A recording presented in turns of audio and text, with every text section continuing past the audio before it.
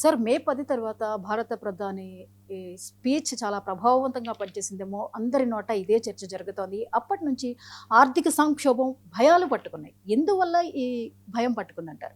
Yes అండి. ఇప్పుడు ఈ విషయానికి సంబంధించి ఒక సమగ్రమైన చర్చ అయితే చాలా అవసరం ఉంటది. మొట్టమొదటిగా దీనికి సంబంధించి దేశంలో మళ్ళీ కరోనా 1991 నాటి కరోనా లాంటి ఆర్థిక సంక్షోభం వచ్చేస్తుందని ఒక రకమైన భయోత్పాతం మనలో ఒక భారతదేశంలో ఇప్పుడు ఉంది.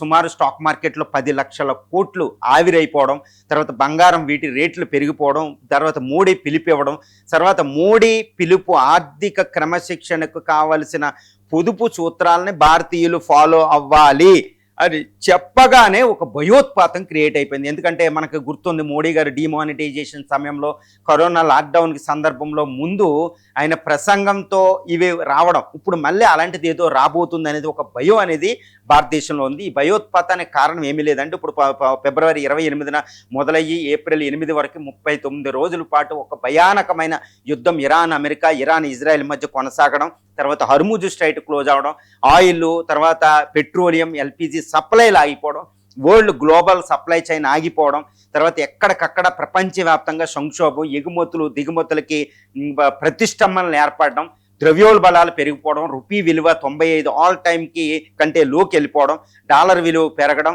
ఇక్కడ ద్రవ్యోల్బణం పెరగడం, ఇలాంటి ఆర్థిక సంక్షోభాలు అన్నమాట ఎక్కడికక్కడ వచ్చేసినాయి.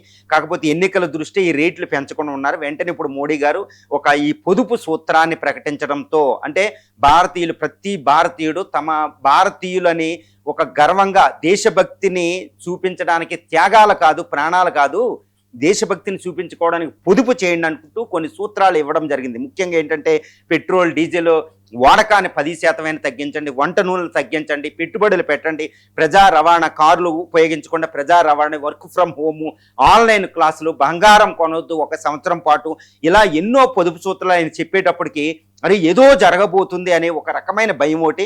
ఇంకా ఇరాన్ ఇరాక్, ఇరాన్ అమెరికా యుద్ధం శాంతి ఒప్పందం కుదరకపోవడం, సప్లై చైన్ దెబ్బతీయడం, ఇంకా హర్ముజ్ స్ట్రైట్ క్లోజ్ అవ్వడం వల్ల ఒకవేళ ఓపెన్ చేసిన పెట్రోలియం సరఫరా లేకపోవడం, దేశంలో ఇప్పుడు పెట్రోలు డీజిల్ సరఫరాలు ఎక్కడికక్కడ ఒక రకమైన సంక్షోభం అనేది కనపడుతుంది. ఈ రకమైన భయం వల్ల దేశంలో 1991 నాటి ఆర్థిక సంక్షోభం మళ్ళీ రాబోతుందా అనే ఒక భయం.